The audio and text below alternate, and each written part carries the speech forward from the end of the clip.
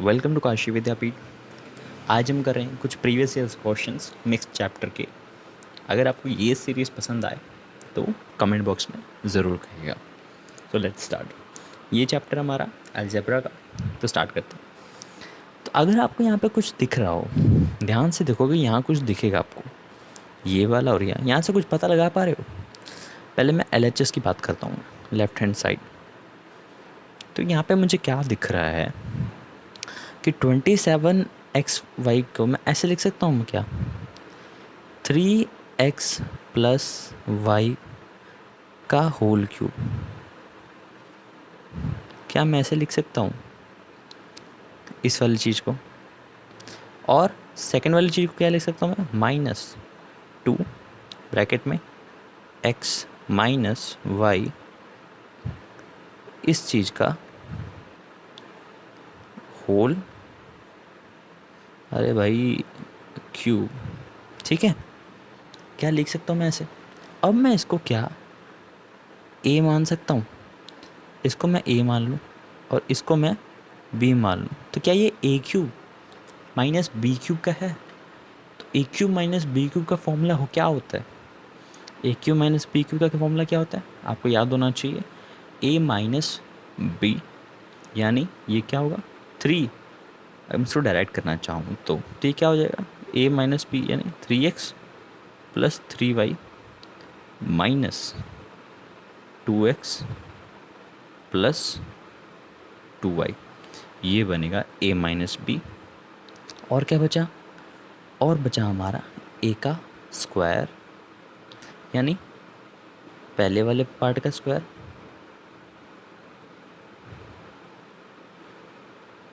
Plus b का square, यानी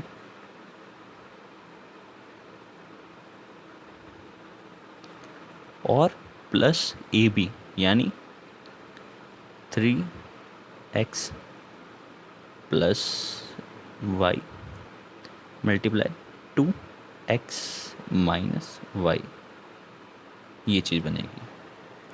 okay, अगर इसको हम आगे करें सॉल्व, तो जो आपका ये वाला पार्ट है,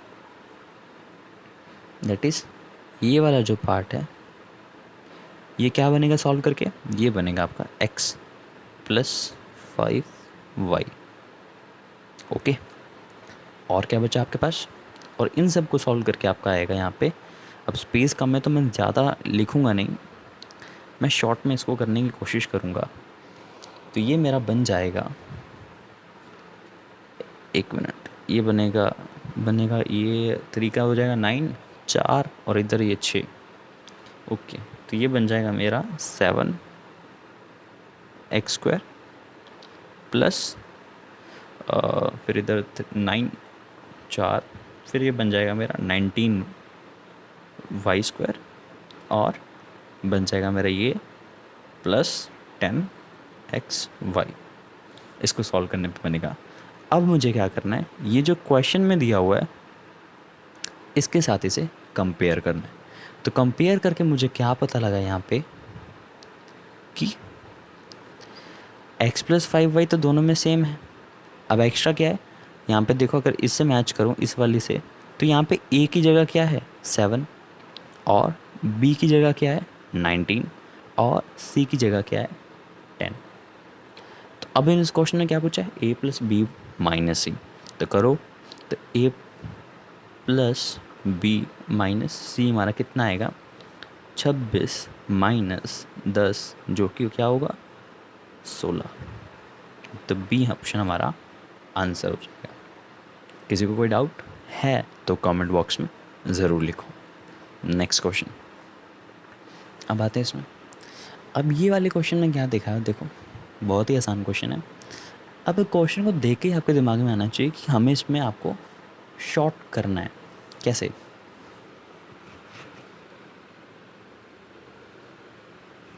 देखो, क्या आप √10 को किसी और शॉर्ट फॉर्म में लिख सकते हो? नहीं। क्या √5 को किसी और शॉर्ट फॉर्म में लिखा जा सकता है? नहीं। लेकिन √20, 40 और 80 को आप शॉर्ट फॉर्म में लिख सकते हो। कैसे? √20 को मैं क्या लिख सकता हूँ,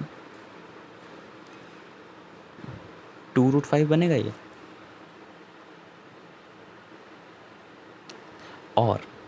रूट 40, क्या ये 2√10 बनेगा? अगर आपको थोड़ी सी मैथ आती हो तो आप ये इजीली कर सकते हैं। और √80 क्या बनेगा मेरा? 4√5 बनेगा। जस्ट मैंने इसको रूट किया, ठीक है। अब इसमें मैं क्या करूँगा, सारी वैल्यूज़ फिल कर दूँगा। तो क्या बनेगा ये 15√10 प्लस √5 अपॉन, अब यहाँ पे करूँगा √10 का तो √10 ही रहेगा, √20 की जगह 2√5 प्लस 40 की जगह पे 2√10 माइनस √5, 80 की जगह पे 4√5। अब क्या करोगे, अब इसको जस्ट यहाँ पे रखो सब कुछ, तो क्या बनेगा √10 प्लस √5 है, √5 अपॉन ये बन जाएगा 3√10 माइनस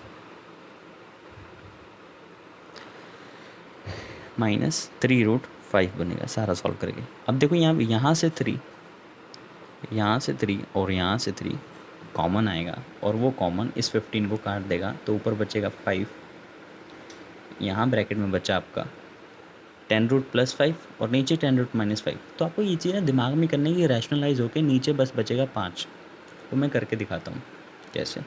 अब इसके बाद बचा क्या यहाँ पे, √10 प्लस √5 अपॉन √10 माइनस √5। ये लिखना नहीं है आपको इतना, वरना टाइम गया पेपर में थोड़ी इतना टाइम होता है। मैं समझा रहा हूँ इसलिए मैं टाइम ले रहा हूँ, ताकि किसी को कोई डाउट ना रह जाए। ओके, देखिए तभी क्या करेंगे हम, इसको रैशनलाइज करेंगे। तो क्या बनेगा, ऊपर बनेगा √10 प्लस √5 का स्क्वायर, और नीचे क्या बनेगा 10 माइनस 5। तो क्या बनेगा, अब इससे ये 5 आएगा और ये 5 कैंसिल हो जाएगा। तो क्या बनेगा ऊपर, इसको सॉल्व करोगे ऊपर बचेगा 15 प्लस 2√50। और भी इसको कैसे लिखते हैं हम, ये क्या बनेगा √5 15 प्लस ये क्या बन जाएगा 50 को क्या लिख सकते हैं हम 5 इंटू √2, ये लिख सकते हैं हम, यही बनेगा इसका। और क्या हो सकता है, अब यहाँ से क्या आएगा, अब यहाँ से हम इसमें से 5 कॉमन निकालेंगे, तो यहाँ बचेगा 3 प्लस 2√2, जो कि ये इसका आंसर है। तो चीज़ों को आपको शॉर्ट करना है। जो मैंने ये रैशनलाइज वाला टर्म किया ना, ये आपको करना नहीं था, दिमाग में सॉल्व करना था, क्योंकि पेपर में आपके पास इतना टाइम नहीं होता है। आते हैं थर्ड क्वेश्चन में। थर्ड क्वेश्चन क्या कह रहा है, ठीक है, अब इसको मैं समझाता हूँ क्वेश्चन क्या कह रहा है। कि आपके पास एक सीपी था, ये है आपका सीपी, ये आपका सेलिंग प्राइस नंबर 1, ये सेलिंग प्राइस नंबर 2। अब कह रहा है कि जब आपने इतने पे को बेचा, मान लो 123.40 पे आपने बेचा, तो आपको प्रॉफिट हो रहा है कितने का, जो कि 20% मोर है। यहाँ पे इन्होंने ये नहीं बोला कि आपके पास प्रॉफिट 20% है, कह रहे हैं कि जो प्रॉफिट है वो लॉस से 20% मोर है। इसका मतलब क्या हुआ कि प्रॉफिट और लॉस का अगर फ्रैक्शन निकालें तो प्रॉफिट क्या है, लॉस से 20% मोर है। यानी अगर आपको फ्रैक्शन में कन्वर्ट करना आता हो तो ये क्या बनेगा, ये 20% की फ्रैक्शन क्या होती है 1/5, और मोर है तो प्लस, यानी 5 में 1 प्लस होगा तो क्या बनेगा 6/5। इसका मतलब अगर प्रॉफिट 6 है तो लॉस कितना है 5। अब इसको हम यहाँ पे लिखते हैं, ठीक है। तो प्रॉफिट कब होगा, यहाँ पे प्रॉफिट होगा, क्योंकि ये सीपी है और ये एसपी ज़्यादा है, तो प्रॉफिट है तो ये 6x होगा। 6x मान लेते हैं, हमने कहा ना भाई क्योंकि प्रॉफिट 6 है, 6 यूनिट्स मान लेते हैं, एक्स भी क्या मानना है इसको।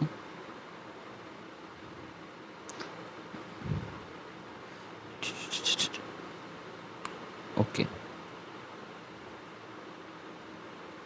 इसको मान लेते हैं कि ये 6 यूनिट्स है प्रॉफिट, और इधर मान लेते हैं कि ये लॉस वाला है, कि ये जब हमने SP2 पे बेचा तो हमें लॉस हुआ, तो इधर से इधर लॉस होगा कितने का, ये होगा आपको 5 यूनिट। क्यों, हमने अभी निकाला कि अगर लॉस 5 होगा तो प्रॉफिट 6 होगा। ठीक है, अब क्या बोल रहे हैं, और लॉस कितना बेचा, 108 पे, 108 पे जब बेचा था, जब हमने 108 पे बेचा था तो हमें लॉस हुआ, जब हमने 123.40 पे बेचा तो हमें प्रॉफिट हुआ। और क्या बोला कि ये जो प्रॉफिट है, ये जो है यहाँ प्रॉफिट हुआ होगा क्योंकि यहाँ पे प्राइस ज़्यादा है, और यहाँ लॉस हुआ होगा क्योंकि यहाँ पे प्राइस लॉस है। तो और लॉस और प्रॉफिट का रिलेशन क्या है, 5:6 का है। ठीक है, क्योंकि अभी हमने निकाला जो आपको बताया मैंने। अब आगे क्या कह रहे हैं कि अगर हमने प्राइस को, अच्छा मैं बाद में आता हूँ, पहले यहाँ पे चीज़ समझाता हूँ। अब आगे क्या बोल रहे हैं, तो देख रहे हो, अब इसके बीच में ये टोटल है कितना, इधर 5 यूनिट्स है, इधर 6 यूनिट है, तो ये टोटल है कितना, गैप कितना है दोनों के बीच में, इन दोनों रेट्स के बीच में 11 यूनिट्स का। और एक्चुअल में क्या रिप्रेजेंट कर रहा है, 11 यूनिट्स का कितना डिफरेंस है, 108 और 123.40 में कितने का डिफरेंस है, बताओगे ज़रा।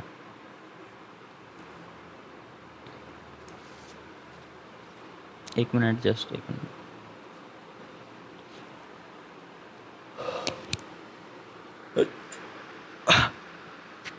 सॉरी, यहाँ पे 123 और 108 में कितने का डिफरेंस है, 15.40 का। और वही गैप क्या डिनोट कर रहा है, 11 यूनिट्स, तो एक यूनिट की वैल्यू कितनी हो जाएगी, 1.4 हो जाएगी। ठीक है, इतना समझ आया, बस बाकी इरेज करता हूँ। यहाँ पे मैं साइड में लिख लेता हूँ कि 1 यूनिट की वैल्यू, 1 यूनिट की वैल्यू कितनी थी हमारे पास, 1.4। ठीक है, 1 यूनिट की वैल्यू 1.4 थी, तो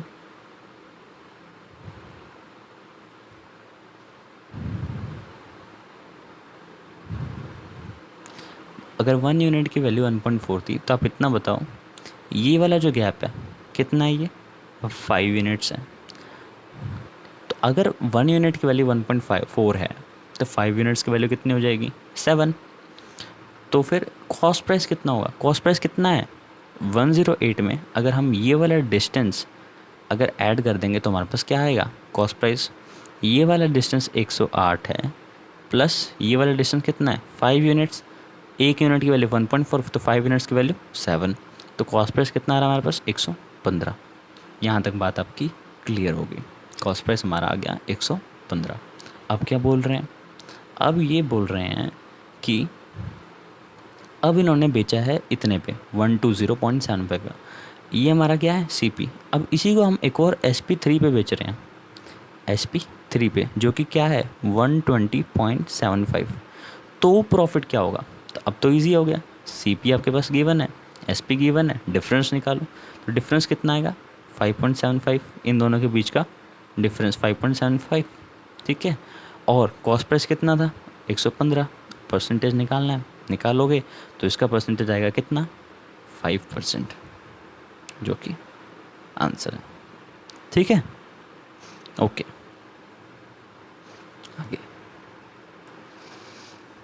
आगे आते हैं।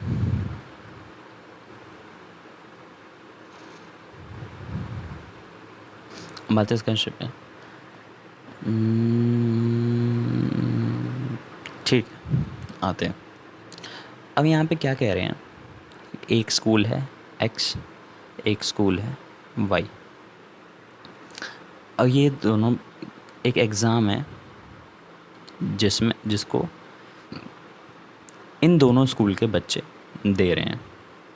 ठीक है, अब क्या हुआ, कह रहे हैं कि X में से जितने बच्चे पेपर देने आए उसमें से फेल कितने हो गए, इन्होंने बोला है 30%, इसका मतलब पास कितने हुए 70%, जो टोटल X में से पेपर देने आए थे। और क्या बोला है कि 150% मोर, किससे मोर, दैन फ्रॉम स्कूल X, मतलब जितने एक्स में अपीयर हुए थे ना, उससे 150% ज़्यादा वाई से बच्चे आए थे इस एग्ज़ाम को देने। ठीक है, ये कितना है, मैं ऐसे लिख देता हूँ कि प्लस 150%। किससे? इससे 150% प्लस बच्चे एग्ज़ाम देने आए थे। ठीक है, और क्या बोला है, 80% of the total number of students who appeared from X and Y pass. और कह रहे हैं कि मान लो कि टोटल एक्स से जितने बच्चे आए और टोटल वाई से जितने बच्चे आए, उसके 80% बच्चे पास हुए हैं बस। ये है टोटल पास। ये क्या है, ये है आपका टोटल पास बच्चे। कितने हैं, जितने टोटल अपीयर हुए उसका 80% टोटल पास हुए बच्चे हैं। अब पूछ रहे हैं वाई से फेल हुए बच्चे कितने हैं। तो वाई से फेल हो निकालने के लिए आपको क्या करना पड़ेगा, पहले वाई में कितने बच्चे थे वो निकालना पड़ेगा, उसमें से पास कितने हुए वो निकालना पड़ेगा। तो जस्ट अभी मैंने यहाँ पे क्वेश्चन समझा दिया आपको कि क्या क्वेश्चन क्या कह रहा है। अब मैं यहाँ पे सॉल्व करता हूँ। ठीक है, ओके, ठीक है। अब क्या कह रहा है कि 150%, तो 150% की फ्रैक्शन होगी तो क्या होगी, 150% की फैक्टर, जल्दी बताओ। अब यहाँ पे वाई निकालते कैसे, मैं भी उसमें बता देता हूँ तो। वाई और एक्स क्या कह रहे हैं कि 150% ज़्यादा है, प्लस 150%, यानी 150/100 ये इसमें ऐड होगा। यानी क्या कह रहे हैं, ज़्यादा है तो क्या करते हैं हम, नीचे वाला ऊपर वाले में ऐड कर देते हैं, यानी 250/100, 250/100। तो 0 से 0 होता है, 25 बचे 25, 5 दूनी 25, 5/2। यानी वाई और एक्स से जितने बच्चे आए तो उसका रेशो क्या है, 5:2 है। ठीक है, इसको थोड़ा और शॉर्ट में लिख देता हूँ मैं, क्लोज में,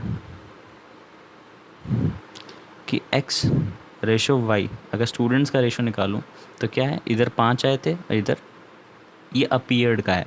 किसका है ये, अपीयर्ड। तो मान लेता हूँ मैं कि x में कितने आए थे बच्चे, x में आए थे 200 बच्चे और y में आए थे 500 बच्चे। ठीक है, और क्या बोला है इन्होंने, बोला है कि x से जितने बच्चे अपीयर हुए ना उसका 30% फेल हो गया। लेकिन हमें फेल से मतलब ही नहीं है, क्वेश्चन सारा किस पे चल रहा है, यहाँ पे बीच में ये सारी कथा क्या बोली है, पास की बोली गई है, तो हम पास निकालते हैं। अगर इसमें से अगर 30% फेल हुए हैं तो पास कितने हुए हैं, 70%, यानी 7/10 यानी 140। कैसे निकाला, 200 का 70% निकालोगे, ये आएंगे कितने, पास फ्रॉम एक्स, तो कितना आएगा अब यहाँ पे 140। ठीक है, ऐसे निकालो, ऐसे निकालोगे तो पेपर रह जाएगा, तो दिमाग में करना आना चाहिए। तो कितने बच्चे पास हुए इसमें से 140 पास हुए हैं, किस में से, एक्स में से। ठीक है, और अब यहाँ पे बता सकते हो कि टोटल स्टूडेंट कितने अपीयर हुए हैं। टोटल स्टूडेंट कितने अपीयर हुए हैं भाई, एक्स से हुए हैं 200 अपीयर, वाई से हुए 500 अपीयर, तो टोटल स्टूडेंट अपीयर कितने हुए, 700। और क्या बोला है, इस 700 का, इस टोटल स्टूडेंट का 80% पास हुए हैं। बोला गया ना 80% ऑफ द टोटल नंबर क्या हुए हैं, पास हुए हैं। तो कितने, यानी टोटल पास कितने हुए हैं, 560।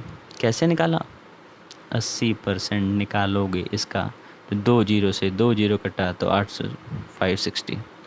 ये क्या है, पास कितने में से, टोटल पास कितने हुए हैं, और एक्स से पास कितने हुए हैं, इतने। तो आप वाई से कितने पास हुए हैं ये निकाल सकते हो। टोटल बच्चे इतने पास हुए हैं 560, इसमें से एक्स वाले 140 हैं, तो पास फ्रॉम वाई कैसे आएगा, 560 जो कि टोटल है, में से माइनस कर दोगे एक्स वाले तो बचेगा क्या, वाई वाला 420। ठीक है, अब क्या आपका क्वेश्चन ख़त्म हो गया क्या, नहीं, क्यों, उन्होंने क्या बोला है कि आपको निकालना है कि percentage of student failed from Y, Y से फेल कितने हुए ये निकालना है। तो वाई में टोटल थे कितने भाई, 500 स्टूडेंट थे वाई में, वाई में से पास कितने हो गए भाई 480, 420। तो वाई में टोटल थे बच्चे 500, पास हुए 420, तो फेल कितने हुए भाई, 80 बच्चे फेल हुए। तो फेल फ्रॉम वाई कैसे निकलेंगे, total student of Y minus pass student of Y, कितना आएगा, तो 500 में से 420 निकालोगे तो कितना आएगा, ये आपको ऐसे लिखना नहीं है TY PY, जस्ट फटाक फटाक फटाक करना है।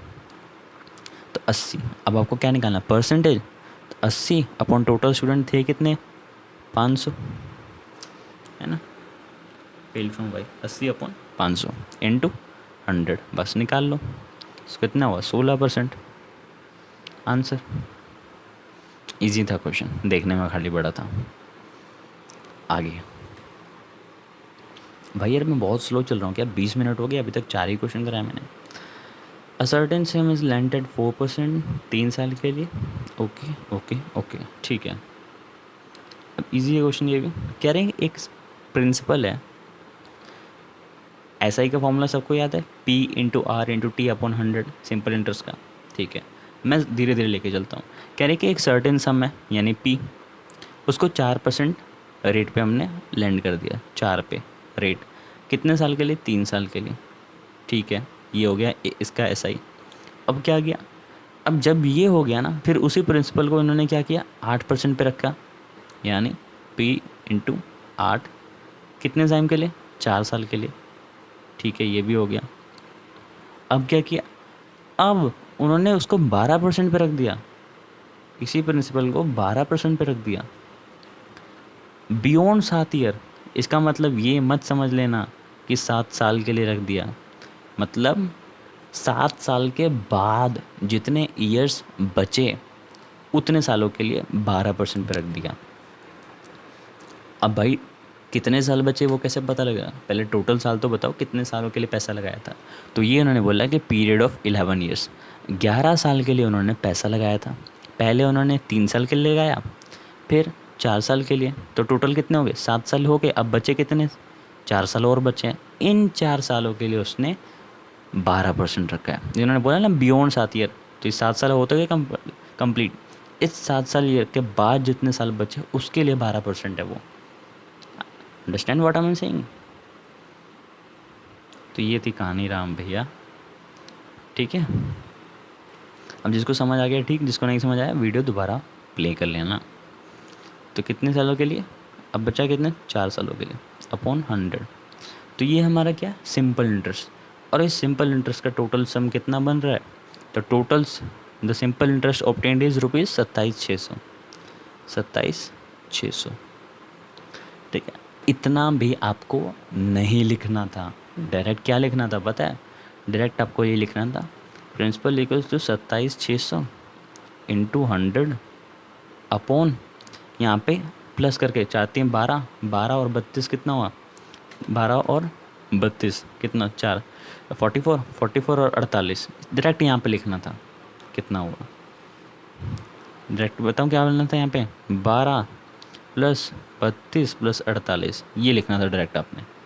अभी आया कैसे, कईयों को समझ ही नहीं आएगा कि मास्टर अंधाधुंध चला रहा है, तो समझो। देखो अब यहाँ क्या बचेगा बच्चों वालों, अब जिनको नहीं समझ आया उनके लिए भी, क्योंकि ये क्लास सबके लिए है भाई। 4×3 12 upon 100 plus P/32 upon 100 plus P/48 upon 100 equals to 27,600। अब यहाँ पे सब में से क्या मैं P कॉमन निकाल सकता हूँ, तो क्या बनेगा ये P, और क्या बनेगा यहाँ पे 100 एलसीएम भी आ जाएगा, ऊपर क्या बना 12 + 32 + 48 इक्वल्स टू 27,600। अब वही चीज़ बन गई कि नहीं बन गई जो मैंने अभी पहले बनाई थी, ये 100 इधर जाके मल्टीप्लाई होगा और ये सारा उधर 92 इधर आ जाएगा, ये सारी चीज़ें उधर, ठीक है।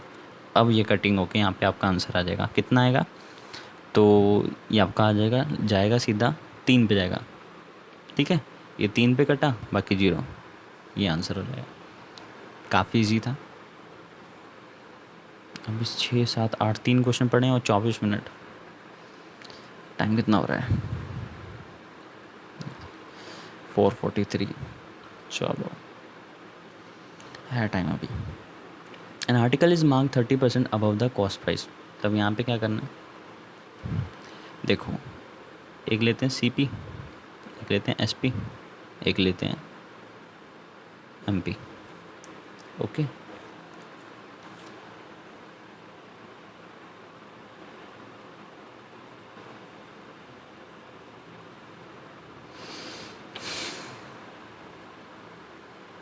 ठीक है। आर्टिकल ने क्या बोला कि 35% अबव कॉस्ट मार्क किया हुआ है। इसको प्रॉफिट कितने का हुआ? 20% का। तो यानी अगर ये 100 है तो उसको प्रॉफिट हुआ है 120 का, और कॉस्ट प्राइस है कितना परसेंट अबव है? 35%। 100 कॉस्ट प्राइस है, इससे 35% अबव यानी 135। बस इजी है, रेशो निकालो,